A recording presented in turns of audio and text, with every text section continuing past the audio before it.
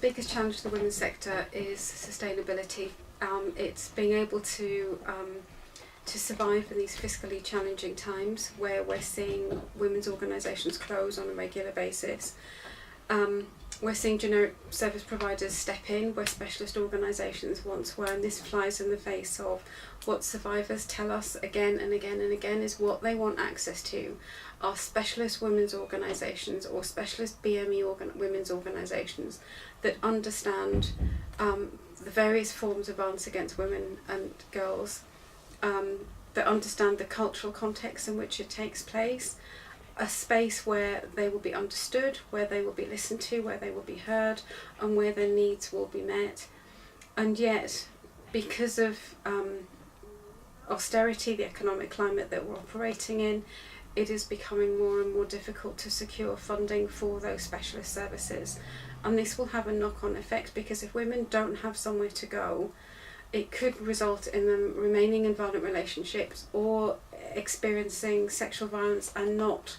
being supported through a reporting process should they wish to report, or not seeking the help and support that they need, which all has a consequence for their mental health, their emotional health, and a consequence for their families too. The VAWG Consortium was set up as a result of securing funding around the ASCENT project, which is it's a London-wide service to women and girls experiencing violence and abuse. I think the consortium is needed because organisations are looking at the best ways to work together to improve service delivery, to recognise that it's best to work with a number of issues and recognise the interconnectedness between different forms of violence and abuse, but also the needs of women who will be seeking their services.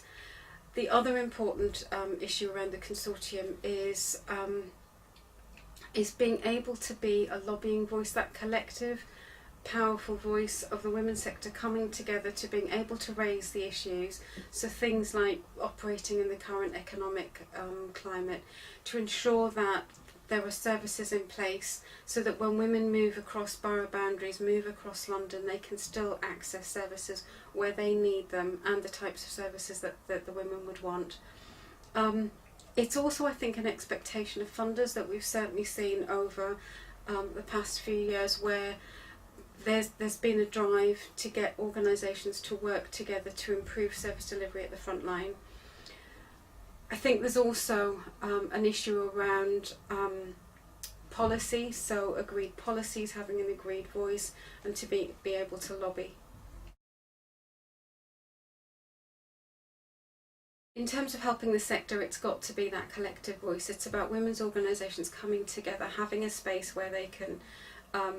share some of the difficulties, some of the challenges, but also some of the best practice. To be able to come together and put in joint funding bids, to be able to look at how they can support each other to be more sustainable. So much of the funding in recent years has been directed at frontline services. The consortium's membership is also made up of specialist infrastructure organisations like the Women's Resource Centre, like IMCAN, which is there for BME women's organisations, Respect, AVA Against Violence and Abuse, and others, so that they can work with the member organisations to deliver training, to look at capacity building, to look at sustainability, look at what we need to do as women's organisations to work together and support each other so that we can continue to deliver services that women and girls need. When we're talking about violence against women and girls, we have to talk about all the violence against women and girls, not simply reduce it to one or two issues.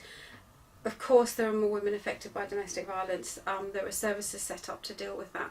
We've also got to be talking about sexual violence. We've got to be talking about honour-based violence, street harassment, sexual exploitation, prostitution, a whole range of issues, and ensure that the services that are being delivered actually reflect what women want, but also women's lives. Their lives don't operate in silos. There will be a range of complex issues, and as the women's sector, I think we have the best understanding of the issues, but also of how to respond to them to ensure that women and girls are safe and can move forward. You know, and that's not to discount their experiences, but move forward to hopefully a safer and a life where they are supported and they can make real choices that aren't dictated and aren't by men or by some of the abuse that they've experienced. Something that's really important to me and has become increasingly important over the past few years, absolutely we need services to support women and girls and to help them be safe, but we've also got to start focusing on the men much more and holding them accountable for their behaviour.